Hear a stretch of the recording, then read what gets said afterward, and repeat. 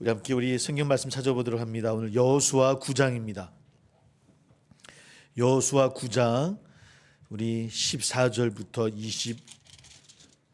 21절까지 보겠습니다.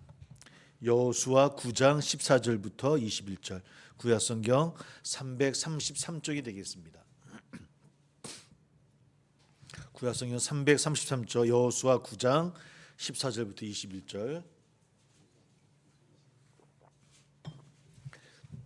14절부터 21절까지 말씀.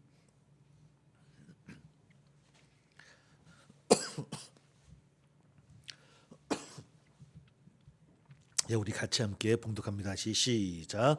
무리가 그들의 양식을 취하고는 어떻게 할지를 여호와께 묻지 아니하고 여호수아가 곧 그들과 화친하여 그들을 살리라 하는 조약을 맺고 회중 족장들이 그들에게 맹세하였더라.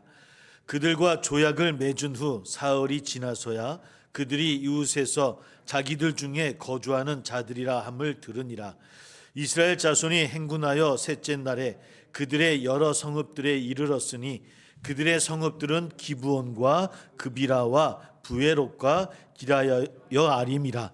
그러나 회중 족장들이 이스라엘의 하나님 여호와로 그들에게 맹세했기 때문에 이스라엘 자손이 그들을 치지 못한지라. 그러므로 회중이 다 족장들을 원망하니 모든 족장이 온 회중에게 이르되 우리가 이스라엘의 하나님 여호와로 그들에게 맹세하였은즉 이제 그들을 건드리지 못하리라. 우리가 그들에게 맹세한 맹약으로 말미암아 진노가 우리에게 임할까 하노니 이렇게 행하여 그들을 살리리라 하고 무리에게 이르되 그들을 살리라 하니 족장들이 그들에게 이른 대로 그들이 온 회중을 위하여 나무를 패며 물을 깃는 자가 되었더라.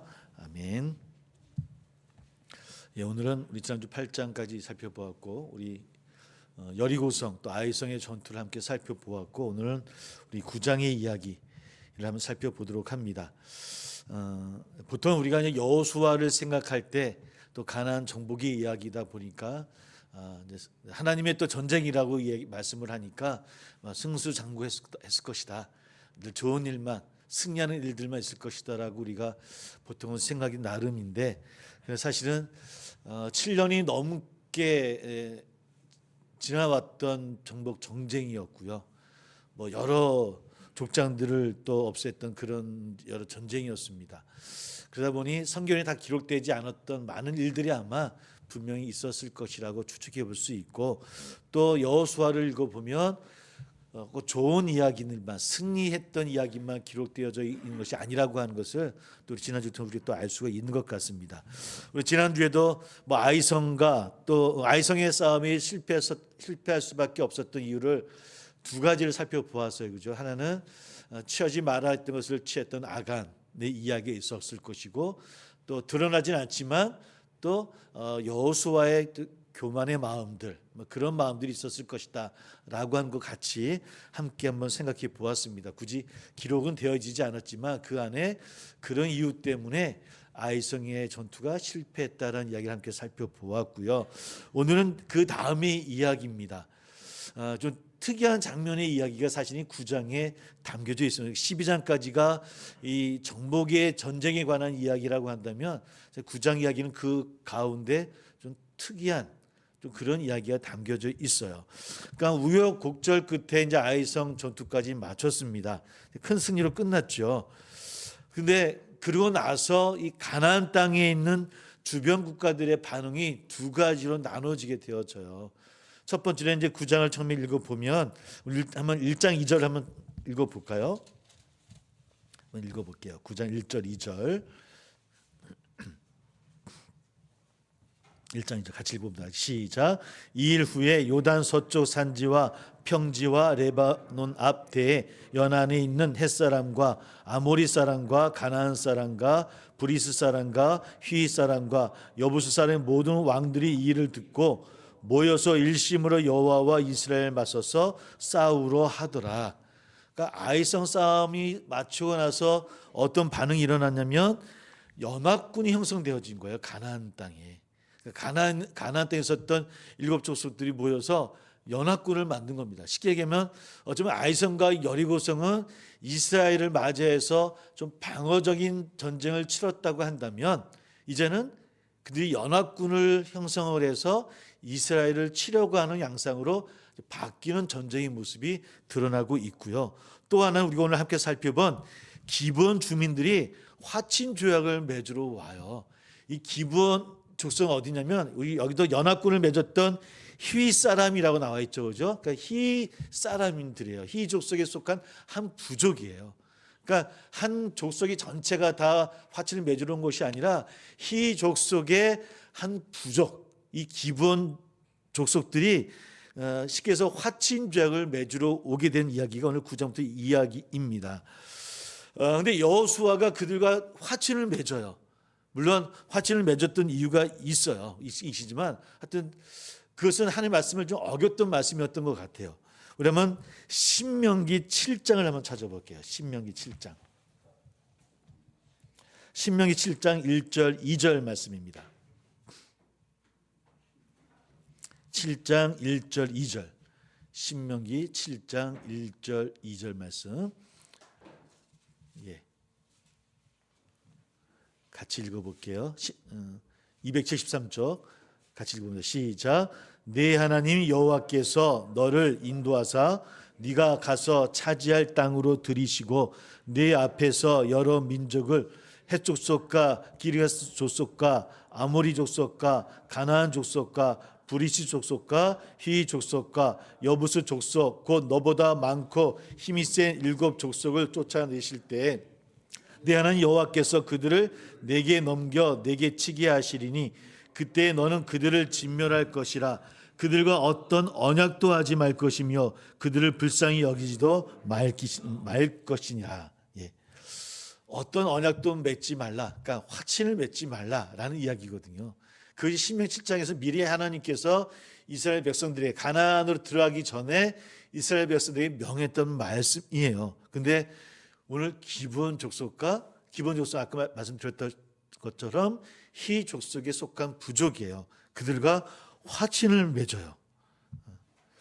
왜 그들과 화친을 맺었을까? 뭐 이런 간단히 살펴봅니다. 살펴보면 기브온 족속들이 처음부터 이 이스라엘 민족들에게 다가왔을 때 좀 거짓으로, 그러니까 거짓말을 하면서 오게 되어집니다. 먼 길에서 온 것처럼 복장을 치장을 하고요. 또 집찬품들을 또 그들 앞에서 멀리서 온 것처럼 속이기도 하고 가까운 곳에 거주하는 자 아니라 멀리 있는 사람들 그렇게 와서 그들과 화친을 맺으려고 한다는 것처럼 기브온 족속이 이스라엘 민족의 앞에 와서 거짓말로 화친을 맺기를 청하는 거예요. 근데 이런 속임수에 여호수아와 족장들이 뭐 넘어갔는지 모르겠지만 그들과 화친을 맺게 되었죠. 그러니까 아마 처음에는 그들이 기브온 족속이라고 하는 것을 부족이라는 것을 몰랐던 것 같아요. 여호수아 그 족장들은. 그러니까 하나님의 말씀을 어기는 어겼지만 처음에 그들의 마음속에는 그래도 그들이 가나안 족속이라고 하는 것을 아마 생각지 못했던 것 같고 멀리서 그들의 소문을 듣고 와서 화친을 맺으려고 하는 사람들이다라고 생각해서 맺었던 것 같습니다. 여하튼 그래도 사실 그러지는 말았어야 되는 거예요. 어떻든 간에 가나안 정복 가운데 어떤 족속과도 언약을 맺어서는 안 됨에도 불구하고 언약을 맺는 불순종을 행하게 되어집니다. 근데 왜 맺었을까요? 이걸 한번 생각해 보았으면 좋을 것 같아요. 우리 이 말씀 속에는 나와 있지 않지만 왜 그들이 기브온 족속과 그런 화친 조약을 맺었을까? 뭐 우리 아까 말씀드린 것처럼 9장 1절 2절 보니까 아이성 전투 이후 다음에 7개 족속들이 모여서 연합군을 형성되어져 있어요. 그러다 보니 이스라엘 민족 가운데 어떤 마음이 생겼을까요? 그 두렵지 않았겠습니까? 여리고성과 아이성이 하나님의 도우심으로 또 하나님 전쟁에게 승리하긴 승리했지만 또 아직까지 그들에게 있어서는 연약하거든요. 아직 가나안 족속은 철기 문화였고 자기들 아직 뭐 아이성과 여리고성에서 뺏어온 게 있었겠지만 아직 그들은 연약했던 그런 군사력이었거든요. 그러다 보니까 아마 연합군에 대한 두려움이 있지 않았을까요? 그런 가운데 기본 족속이 와서 함께 화친 조약을 맺었다고 하는 것은 어떤 의미겠습니까? 우리도 작은 인원이지만 함께 싸울 인원이 군사력이 생겼다는 마음도 생겼을 것 같고, 뭐 나름 작지만 그것도 연합군 아니겠습니까? 연합군이 형성되어진다는 그런 마음들, 아마 그런 기대감이 있지 않았을까. 오늘 말씀이 있는 내용은 아닙니다. 추측해 보건대 그런 마음들이 여호수아와 족장들 가운데 있었을 것 같아요. 물론 이런 모든 것들이 하나님 앞에 불순종의 모습은 어떤 것이냐면, 먼저 사실은 이 일도 어떻게 써야 될까요? 지금까지 해왔던 것처럼 여호와께 물었어야 되겠죠. 근데 그러지 못했던 것 같아요. 우리 한번 9장 14절을 다시 한번 읽어볼게요.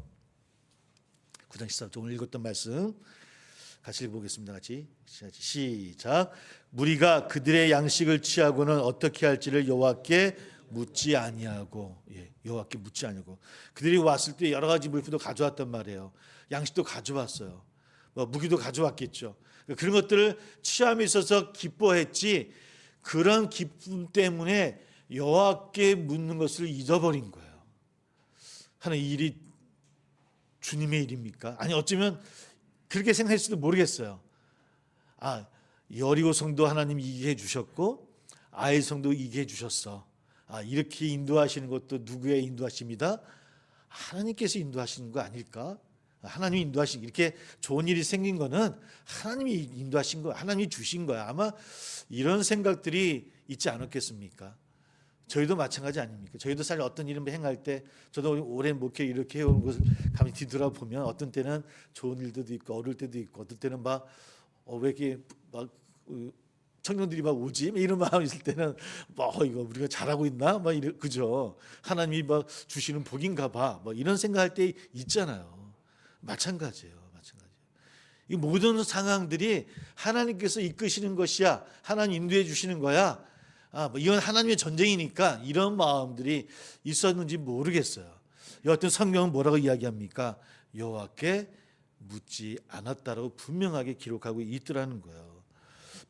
그런 이유로 아마 조약을 맺었던 것 같아요. 한 가지 또 뭐가 있겠습니까?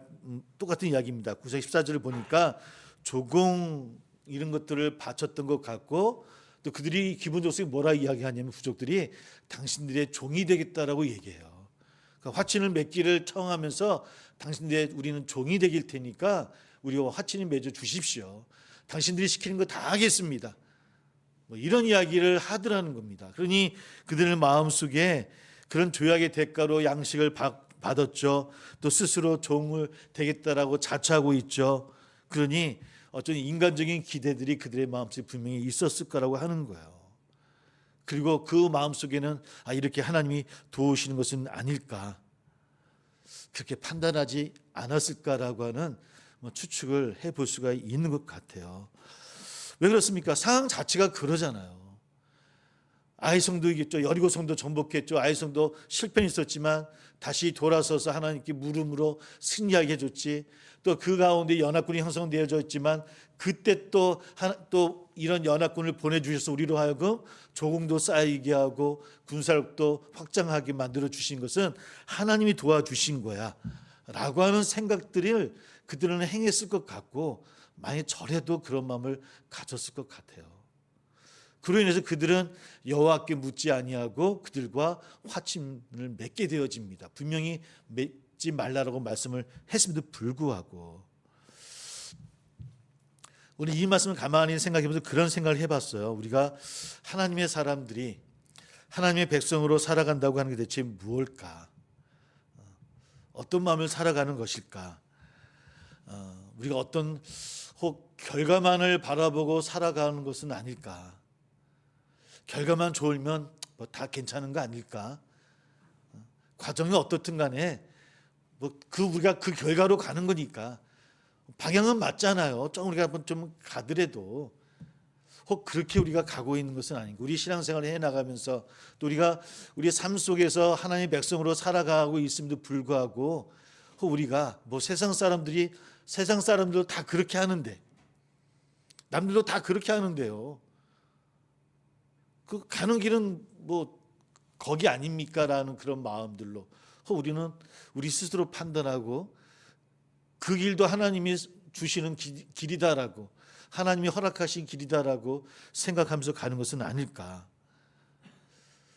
오늘 이 말씀은 그런 생각들을 해보면서 우리도 어떤 하나님 일을 행하든지 어떤 가정의 일이든지 어떤 개인사 어떤 일을 행하는 가운데서도 우리가 어떤 과정을 거쳐가면서 그 일들을 해나가야 되는가라고 하는 질문들을 한 번씩은 꼭 해봐야 되지 않을까. 특별히 교회를 해나갈 때도 어떤 과정을 거치는 과정이 있을 터인데 이런 일들을 우리가 어떻게 해나갈 것인가. 하나님 앞에, 말씀 앞에, 어떤 교회법 앞에 우리가 정말 올바르게 또 정당하게 해나가고 있는 것인가. 아니면 조금 우리가 좀 그래도 조금 법을 좀 안 지켜도 조금 좀 삐딱하게 가도 결과만 좋으면 되지 않은 겁니까? 라고 우리도 똑같이 그렇게 가고 있는 것은 아닌가. 우리 이야기는 아니지만 우리가 쉽게 예를 들어보면 그런 거 아니겠습니까? 어떤 교회를 지었는데 어떤 한 구석이 시의 땅인데 그것을 넘어가서 그에 대해서 막 문제가 생기고 시와 싸우고 있다고 한다면 다 아는 이야기이실 것 같아요. 이런 방법들, 이런 모습들이 하나님 앞에 이게 정당한 모습일까라고 하는 이런 생각들을 해보게 되어져요. 그런 예만 있겠습니까? 우리 교회도 우리 개인들도 우리가 또 어떤 사업을 해나가는 것 가운데서도 그래서 우리 믿는 사람들은 그래서 더 무거운 길을 가는 거예요. 남들은 안 지켜도 괜찮다라는 길이 있다 할지라도 믿는 사람들은 지키는 거예요. 좀 희생을 보하고 좀 돌아가는 길을 할지라도 묵묵히 올바른 길을 가야 되는 게 하나님의 백성인 것 같아요. 그 길을 가라 말씀하시는 것 같고, 그래서 그 길이 좀 어려운 길이다 할지라도 우리는 그 길을 가야 되는 게 아닌가. 좀 늦더라도 좀 천천히 늘 말씀을 붙잡고 가야 되는 그 걸음이 우리 신앙인들의 여정이 되어야 되지 않을까. 오늘 말씀을 통해서도 그런 좀 묵상을 해보게 되어집니다. 여호수아와 족장들이 바로 그것을 놓쳤던 것 같아요. 그러다 보니 금방 하나님의 역사를 경험했잖아요. 여호수아 족장들이 아이성 여리고성의 싸움을 통해서 하나님께 책망도 들었고 또 하나님의 역사를 눈으로 보고 체험했잖아요. 사실은. 그러면 더 하나님 앞에 서지 않겠어요? 저도 이 말씀 읽으면 읽을수록 나 같으면 정신 똑바로 차리고 혹 하나님 앞에 실수할까 한번 더 생각하겠지라고 생각할 터인데 안 그렇더라는 거예요. 금방 잊어요. 금방 그리고 여호와께 묻지 않아요. 이게 여호수아와 족장들만의 문제겠습니까? 우리 또한 그렇더라는 거죠. 우리 또한 똑같아요. 아니 어떤 때는 예배를 드리고 이 예배당을 나가는 순간 우리는 그냥 또 세상의 모습으로 살아가고 있는 것은 아닌가. 저를 향하는 말이기도 하고요. 우리 모두에게 또 행하는 말인 것 같습니다. 이런 일들이 거치고 나와서 나중에 이제 16절을 보니까 정체를 한번 읽어볼까요? 16절 같이 한번 읽어봅니다. 같이 시작. 그들과 조약을 맺은 후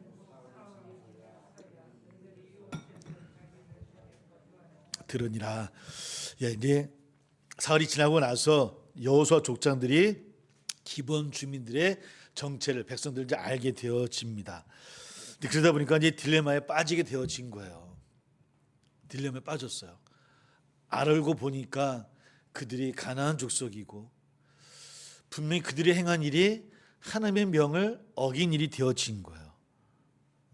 그러므로 하나님께 징계를 받을 것이다라고 하는 두려움도 있었을 것이고 백성들이 그들을 향해서 당연히 손가락질 할 것이다라는 그런 두려움도 분명히 있었을 것 같아요. 18절을 보니까 원망했다라고 기록하고 있지 않습니까? 한번 제가 읽어드릴게요. 그러나 회중 족장들이 이스라엘의 하나님 여호와로 그들에게 맹세했기 때문에 이스라엘 자손이 그들을 치지 못한지라 그러므로 회중이 다 족장들을 원망했다라고 이야기합니다. 여호수아 족장들이 많은 고민을 했긴 했겠지만 그러나 백성들은 원망을 합니다. 그럼에도 불구하고 말씀을 읽어보니까 그 기브온 부족들과 맺은 그 화친을 깨트립니까? 안 깨트립니까? 안 깨트려요. 깨트리진 않아요. 분명히 여러 가지 모습이 좀 딜레마에 빠졌다고 말씀을 드렸어요. 하나님 앞에서 또 큰일 났고, 백성들 앞에서도 얼굴을 못 들겠고, 백성들은 그들을 향해서 지금 원망을 하고 있고, 이걸 어떻게 행할 것인가라고 하는 그런 부분에 있어서 지금 굉장히 어려운 부분을 그들은 좀 맞이하게 되어진 거예요. 이렇게 해도 수치스럽고, 저렇게 해도 골치 아프고, 이렇게 해도 징계받을 것 같고, 이렇게 해도 큰일 날 것 같고, 근데 그들이 선택한 것이 어떤 것인가를 한번 함께 생각해 봅니다. 일단은 그들은, 여호수아와 족장들은 자신의 실수를 인정했던 것 같아요. 이것이 19절부터 21절까지 이야기거든요. 먼저 다시 한번 천천히 읽어보고 나눠보도록 할게요. 같이 읽어봅니다. 19절부터 같이 시작. 모든 족장이 온 회중에게 이르되 우리가 이스라엘의 하나님 여호와로 그들에게 맹세하였은즉 이제 그들을 건드리지 못하리라. 우리가 그들에게 맹세한 맹약으로 말미암아 진노가 우리에게 임할까 하노니 이렇게 행하여 그들을 살리리라 하고 무리에게 이르되 그들을 살리라 하니 족장들이 그들에게 이른 대로 그들이 온 회중을 위하여 나무를 패며 물을 기는 자가 되었더라. 그러니까 백성의 원망과 외부적인 위험을 감수하면서도 조약을 깨지를 않아요. 왜 그랬냐는 것은 이런 겁니다. 하나님께서 화친을 맺지 말라고 이야기했지만 그 화친을 맺었는데 어떤 이름을 맺었냐면 하나님의 이름으로 맺은 거예요. 근데 하나님의 이름으로 화친을 맺다 보니까 그 조약을 깨트리게 되어지면 누구의 이름을 망령되게 한 거예요, 지금요. 하나님 이름을 또 망령되게 할 것 같은 거예요. 그 화친이 잘못된 거긴 하지만 그러나 그 화친을 조약을 깨트리려고 해보니 그 화친한 사람들 입장에서는 여호와의 이름이 망령되게 되는 상황이 되다 보니까 이것은 안 되겠다 싶었던 거예요. 그래서 진노는 우리가 받겠지만 우리가 잘못한 것을 우리가 고백하고 알지만 그러나 하나님의 이름을 위해서는 그 조약을 깨트리지 않는 선택을 하게 되었죠. 그래서 어쩌면 원망과 위험을 감수하면서도 하나님 앞에 맹세한 약속을 지키는 것이 여호수아와 족장들의 선택이었던 것 같아요. 이것이 19절 21절의 이야기입니다. 그러고 나서 그 기브온 부족들은 그들이 이야기했던 약속을 지켰다라고 이야기를 하고 있고요. 하나님 이름을 망령되이 할 수 없기 때문에 선택한 것이다라고 이야기를 합니다. 어려운 해석이에요. 이걸 어떻게 우리가 받아들일까? 하나님이 이것을 어떻게 받아들이셨을까?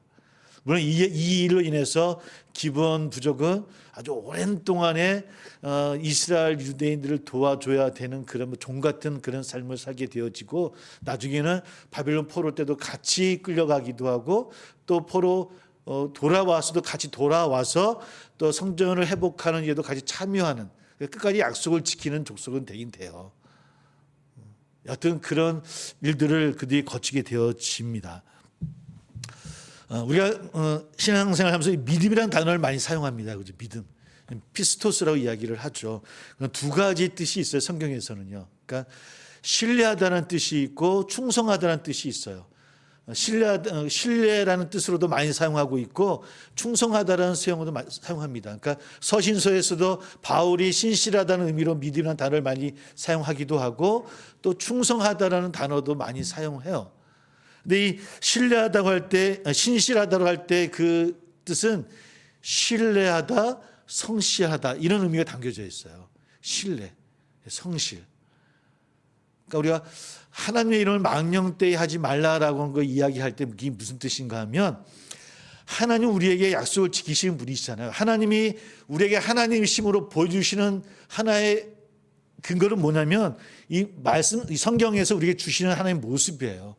구약 처음부터 끝까지 하나님은 약속의 하나님이시고 이 사람들은 언제든지 하나님을 멀리하고 약속을 지키는 인간이라고 한다면 하나님은 끝까지 우리를 버리지 아니하시고 우리를 구원하시고자 하시는 그 약속을 지키시는 하나님으로 성경 우리에게 보여주고 있어요. 그러니까 우리가 하나님을 신뢰할 때 그 하나님은 어떤 하나님이신가 하면 약속을 지키시는 하나님인 거예요. 우리가 그 약속을 우리가 받아들이지 않는다 하더라도 하나님은 그 약속을 버리시지 않는다는 거예요. 그러므로 우리는 그 하나님을 경외하고 그 하나님 앞에서 신뢰할 수 있는 거예요. 그 하나님을 신뢰하는 거예요. 약속을 지키는 하나님이시기 때문에. 그래서 이 믿음이라는 단어에서 신실하다라고 할 때 신실하다는 의미 안에 신뢰라는 의미가 있는데 그 신뢰는 뭐냐면 약속을 지키다라는 의미가 담겨져 있는 거예요. 그러니까 우리가 세상 가운데 하나님의 백성은 믿음의 사람이라고 이야기를 하지 않습니까? 물론 좀 다른 의미로 받아들이는데 여하튼 간에 믿음의 사람이라고 이야기할 때 믿음은 뭐냐면 약속을 지키는 사람이라는 거예요. 그러니까 그리스도인은 첫 번째 어떻게 해야 되느냐? 우리가 정말로 하나님 앞에 서는 사람이 되려고 한다면 약속을 지키는 사람이 되어줘야 되는 거예요. 그게 어렸을 때 저 어머니나 저희 교회에서 뭘 말씀하시냐면 저에게 지금도 기억해요. 너 하나님 앞에 함부로 맹세하지 마라. 이 얘기 많이 하시지 않았어요, 그렇죠? 어렸을 때 그 얘기를 참 많이 했어요. 저도 그래서 가끔 너 진짜 했어 안 했어라고 엄마가 물어보면 내가 하나님께 맹세해요 라고 했다. 아니 엄마 아빠한테 맹세해요 이렇게 얘기했던 기억이 나요. 그렇게 하면 큰일 나는 줄 알고 그러니까 하나님께 맹세했다 맹세를 안 지키면 큰 벌을 받는다고 막 말씀을 하셔가지고 제가 그 얘기를 저도 모르는 사이에 하나님께 맹세해요라고 얘기했다가 아니요 취소 우리 부모님 이름으로 맹세합니다라고 얘기했던 기억이 나는데 그런가 우리가 약속을 지킨다고 하는 것이 어렵지 않아요. 그렇죠? 어렵습니다. 참 어려운 것 같아요. 그러나 우리 그리스도인들이 세상 가운데서 신뢰를 받는 사람이 된다라고 하는 것은 약속을 지키는 사람이에요. 약속을 지키는 사람. 왜 우리 기독교인들이 지금 좀 많은 사람들이 실망하는 모습이 있을까? 저는 약속이라고 봐요. 왜 약속을 잘 지키고 있는가? 그런 모습을 우리 한번 생각해 보게 되어지고요. 스티븐 코비인가요? 스티븐 코비가 이름이 맞나요? 그분이 그 성공한 7가지 정확히 제목은 모르겠습니다. 뭐 수완이라 그랬나? 하여튼 습관 그 책을 썼던 분이죠. 저도 그 책을 전체는 읽지 않았는데 젊은 친구들은 좋은 책이라 생각이 드는데 그분이 원칙 중심의 리더십이라는 책을 써요. 그 후에 거기서 이제 참된 리더십이 뭔가라는 것을 이야기를 하는데 참된 리더십은 원칙이다라고 이야기해요. 원칙이라는 이야기를 하면서 뭘 이야기하냐면 원칙은 영향력이 있는 사람이다라고 이야기하면서 그 영향은 어떤 영향력이냐? 약속을 잘 지키는 것이다. 뭐 이런 이야기들 그의 책에서 이야기하고 있더라고요. 그래서 신뢰를 줄 수 있는 사람, 영향력이 있는 사람, 이 사람이 바로 좋은 리더십을 가진 사람이다 라는 이야기를 그 책에서 했던 것이 기억이 나거든요. 저는 우리 그리스도인들이 바로 그런 리더자가 되면 좋겠다. 아니 그렇게 돼야 되는 것은 아닌가라고 하는 그런 생각을 해보게 되어집니다. 그저 우리가 처세술만 남는 모습들이 아니라 하나님 앞에 원칙으로 또 약속을 지켜지는 사람으로 우리가 한때는 그러지 않았습니까? 이게 우리 국회의원이든 대통령이 되어지시든 예수 믿는 사람이면 찍어줘야 된다고. 우리 그러잖아요. 그래서 그분들도 교회 와서 인사도 하기도 하고 그런 한때는 그래서 워낙 예수 믿는 분들이 그런 일에 많이 안 나서서 그런가 어느 순간에 그래서 어떨 때는 다른 거 안 보고 그분이 뭘 구경하는 거 안 보고 예수 믿는데 꽝 찢는 분들도 굉장히 많아요. 예수 믿으면 다 잘할 거야. 근데 그런 때도 있었어요. 예수 믿는 분들이 잘할 때도 있었어요. 그러나 지나와 보니까 지금은 다 그러지는 않더라고요. 다 그렇지 않은 모습 우리가 보고 왔었던 것 같고요. 그렇지 않을 수도 있구나라는 것을 우리가 한번 생각해 보는 세상 가운데 살아가고 있는 것은 아닌가. 오늘 좀 말씀이 자꾸 여러 가지 옆으로 나가긴 하는데 예를 들면 그런 거 아니겠습니까? 우리가 이제 병원을 찾아가야 되는데 한 병원은 의사 선생님이 장로님이세요. 수술하기 전에도 기도하시고 수술 끝나도 기도하시고 환자들을 위해서 기도도 열심히 해주시고 치료도 열심히 하시는데 잘 안 나. 치료가 잘 안 돼. 그런 병원이 있고 한 군데는 뭐 교회도 안 다니고 그러는데 거기는 아주 실력이 좋은 의사님들이 있다고 한번 예를 들어 봐요. 우리가 어디 아프면 우리는 어느 병원을 선택하겠습니까? 실려 있는 병원을 가겠죠. 그러니까 이게 예수를 잘 믿는 거와 기도를 열심히 하고 성실하게 사는 것과 실력과는 다른 문제인 거예요. 다른 문제인 거예요. 근데 우리는 늘 그렇게 보고, 왜 여기가 여기까지 왔는지 잘 모르겠는데 하여튼 그런 것 같아요. 오늘 좀 옆도 많이 좀 삐져나갑니다. 뭔 얘기를 하다 여기까지 나왔을까요? 원망과 이런 걸 감수하면서도 여호수아와 족장들은 그들의 화친을 맺어요. 또 약속을 지켜요. 지킵니다. 지키는 그 삶을 살아가요. 이후로 기본 족속들은 이제 이스라엘과 운명을 같이 하게 되어지고요. 이스라엘이 아까 얘기했던 저 블레셋 포로 잡혀갔을 때도 같이 가고 와서도 같이 행하고. 물론 이제 기브온 족속이 뭐 워낙 힘이 세고 강한 민족이었다고 하는 것은 기록에 남아 있었지만 뭐 알았는지 모르겠지만 뭐 처음에는 기뻤겠죠. 아주 건장한 사람들이 왔을 테니까, 좋은 무기와 조공을 갖고 왔을 테니까 그런 기쁨으로 그들과 화치를 맺었지만 그들이 누군지를 알게 되어졌고, 그런 모습 속에서 그들은 다시 한번 되돌아오고, 또 되돌리는 상황 속에서도 한 번 더 생각했던 것 같아요. 어떻게 하면 하나님의 이름을 망령되이 안 되게 할 수 있을까? 그곳에 그들은 그들의 과오를 인정했고, 그들의 과오에 대해서 어떤 진노라도 받겠노라고 이야기를 하면서, 그러나 하나님의 이름으로 맺은 조약이기 때문에 지킨다라고 하는 약속을 지키고 있더라는 겁니다. 조금 우리에게 이해가 안 되는 윤리의 상황 윤리라고 할까요? 이런 이야기들이 성경에는 많이 있어요. 그러니까 사실은 여호수아와 족장들이 하나님의 말씀을 어겼어요. 그죠? 그리고 어쩌면 잘 행했던 것이 아니에요. 그리고 기브온 족속도 지금 부족도 이스라엘 백성들에게 어떻게 한 겁니까? 속인 거예요. 그 속인 거라고 한다면 당연히 벌을 받아야 되지 않겠습니까? 그죠? 근데 그들은 이스라엘과 같은 운명으로 나아가요. 그냥 넘겨요. 자, 성경에는 이런 일들이 참 많더라는 거예요. 그러니까 특별히 구약을 읽을 때는 우리가 속이는 이야기들이, 거짓된 이야기 참 많이 나와요. 그죠? 아브라함도 그랬죠. 야곱도 그랬죠. 어떤 분은 어떤 책에 우리 북한에 있는 책에는 부전자 이런 이야기도 나오는데, 야곱도 그렇죠. 이삭도 그렇죠. 요셉도 조금 형제들이 그렇죠. 그러니까 굉장히 자기 살려고 아내를 속이기도 하고 이런 이야기들이 참 많이 나옴에도 불구하고 그 거짓말 때문에 그가 책망받았다는 이야기가 있던가요? 없던가요? 없어요. 이상하죠. 속이는 것은 하나님 앞에 죄예요. 거짓은. 그런데 구약의 이야기 속에 오늘 마찬가지입니다. 기브온 족속이 지금 이스라엘 백성들에게 거짓을 행한 거예요. 그러면은 물론 이스라엘 백성이 그런 선택을 했다 할지라도 기브온 족속이 거짓말을 했으니까 거짓말한 대가는 받아야 됨에도 불구하고 성경에는 기록되어 있지 않아요. 그들과 이스라엘 우리가 같이 한 이야기로 끝나요. 왜 그럴까? 그러니까 우리가 구약 읽을 때 이런 상황 윤리라고 할까요? 그죠? 그러니까 구약에서 이야기하는 것은 속였다 안 속였다 거기를 보는 게 아니에요. 지금 이스라엘 백성들이 하나님 앞에 바로 서 있느냐 안 서 있느냐를 보는 거예요.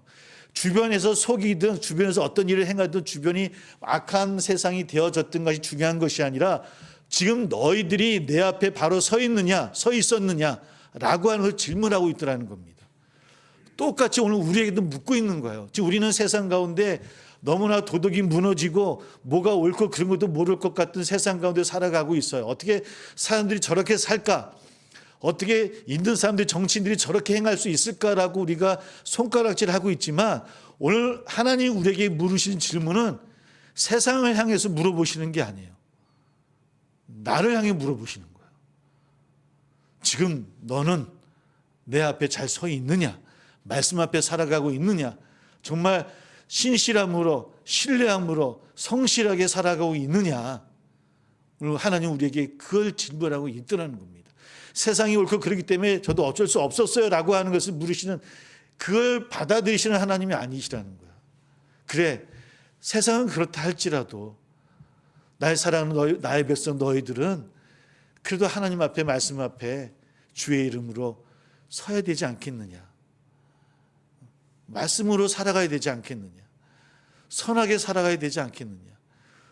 혹 희생을 할지라도 혹 속더라도 그래도 바르게 살아가야 됨이 네가 가야 될 길 아니냐라고 우리에게 질문하고 있더라는 거예요. 혹 세상이 다 거짓이라 할지라도 성경은 그걸 우리에게 이야기하고 있더라는 겁니다. 그럼 우리가 구약을 읽을 때 야 이렇게도 되는 거구나.